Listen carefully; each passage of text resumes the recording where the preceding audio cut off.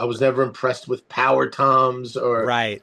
anything like that. Like it just doesn't it doesn't do to me. Like I remember when I was a kid, a friend of mine got like a Tama drum kit with like these big deep toms. Uh-huh.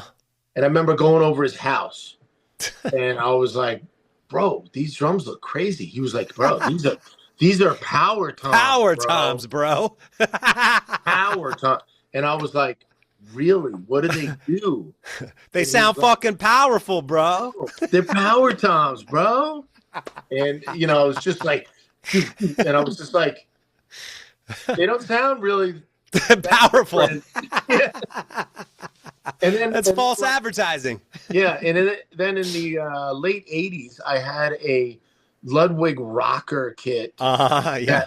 I had two 26-inch kick drums and like a 13 and a 14-inch power tom. Oh my God. Were those things mounted up onto the ceiling? You had to like reach up here to fucking hit them? Up here. Right. They looked amazing. Amazing. There are videos on YouTube of me playing those drums. Amazing. I actually got those drums from the drummer of White Lion. Of course you did. Yeah, of course you did. Yeah. That's crazy. Okay. Yeah, that's how that happened. Damn. But I couldn't get a sound out of those power toms. Right. Like I pride myself on being a really good like drum tuner. I'm pretty good if I must say so as well. Yeah, man. You gotta you're a drummer, right? You listen and you got ears. You could tune drums. You got to make them sound how you want them to sound. And I could never get a sound out of the power toms. The distance, it's too much. You're like, where is this thing even resonating? You're accustomed to shorter depths and you get a faster resonance off that bottom head or the opposite head. I think the air pressure. Yeah. Does that thing when it's shorter, Right. Yeah, it's quicker response. Quicker response, more power in the shorter shell. Ironically, yeah. Yeah. So, yeah, I'm not a power tom guy, but I'm not either, man. Yeah, I got these are all traditional sizes, with the exception of the kick drum I got is a 16 by 26. Right. And it's the first time I've had one that size. But they really do sound different than any other kit I've ever had. Interesting. Yeah. And I think it has to do with the rounded bearing edge. That's a thing. Yeah, it's a thing. Like I didn't realize that translates to the skin like having more surface on the wood. True. And like sharing more surface with the wood because it's a rounded edge. Correct. So there's a little more surface on the head has more. So I don't know. They're definitely deep. Yeah. They're easy to tune. Yeah. More of a traditional kind of jazz tuning drum guy. Mm-hmm. So a little higher. Wide open, no tape, no muffle, no fucking moon gel or anything. Oh shit! Raw dogging these drums. What the fuck? They're raw dogged. Yes. And they sound amazing. Like it sounds like a Gretsch commercial now. But damn, really, I'm really proud and happy to have these drums.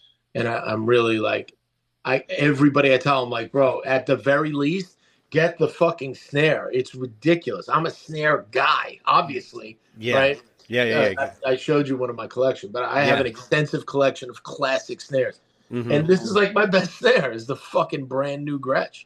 Really? It impressed the shit out of me out of the box. I didn't even change the head on it. I still really? got the Gretsch head with the fucking dot on it, and I hate heads with dots on them. Right. You know what I'm saying? Yeah. And it fucking sounds great. When I put an Emperor on that thing, coated Emperor, forget about it. It's going to be fucking like, amazing. I'm excited. Yeah. Yeah. Damn. Yeah, I play, on the DW kit when we did the record, I have coated Emperors on everything, with coated Ambassadors on the bottom of everything. But I had like a Power Stroke on the kick drum because, Biohazard needs. I always wanted to have the big open kick drum in the band, and I can't do it. It's just, it doesn't translate into like for this kind of heavy music. I need that tight, thumpy, clicky. That just doesn't happen with the wide open marching sound bass drum. I know. So, it's one thing if you're playing like fewer notes, but the second those notes get faster, God forbid you're playing double bass on a single bass drum with that more open tuning.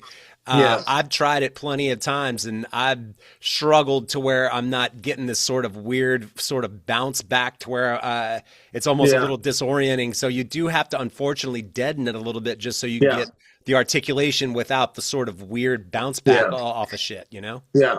Exactly. 100%.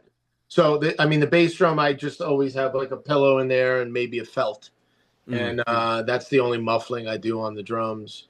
But yeah, I like them wide open. I carefully tune my kit to really get it to sound the way I want it to sound. I like it to really have like a kind of tympanic, loud, thunderous kind of tom sound. Hmm. I like them to sound big. That's what I like.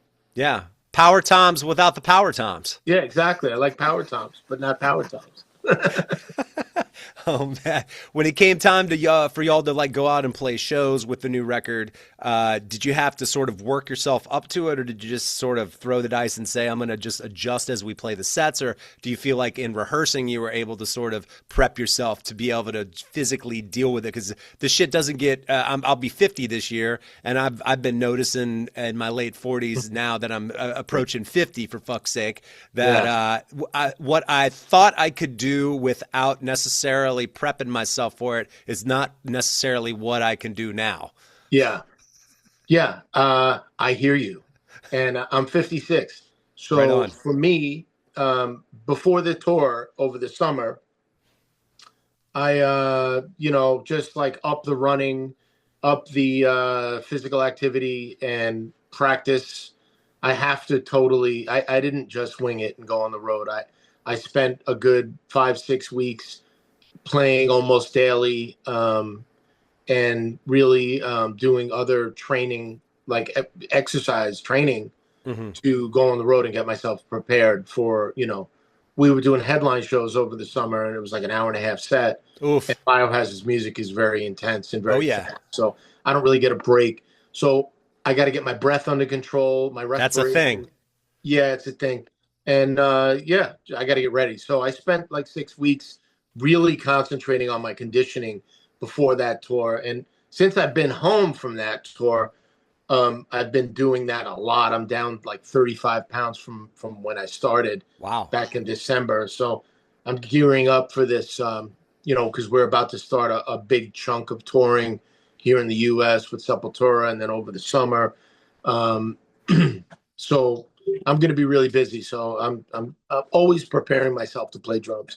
I have to at my age. Not that I'm old, but when you've been playing drums since you're 5 years old and it's 50 years later and you want to keep going, you definitely have to condition yourself. It's an athletic endeavor playing the drums in a rock band or a heavy band or whatever you want to call it.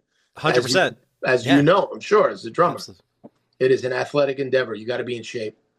So yeah, I do. I condition myself. I train. I practice every day. Sometimes I don't play Biohazard stuff. I just kind of play the drums, play Mm. along to records I love. Play along to Physical Graffiti, play along to Exit Stage Left. There you go. Just, just play like stupid shit that I played when I was a kid. Hmm. That's really great drumming, and just try to get my chops up and challenge myself doing other things, and then I end up playing the Biohazard set and doing all that stuff. So I prepare myself. Hell yeah.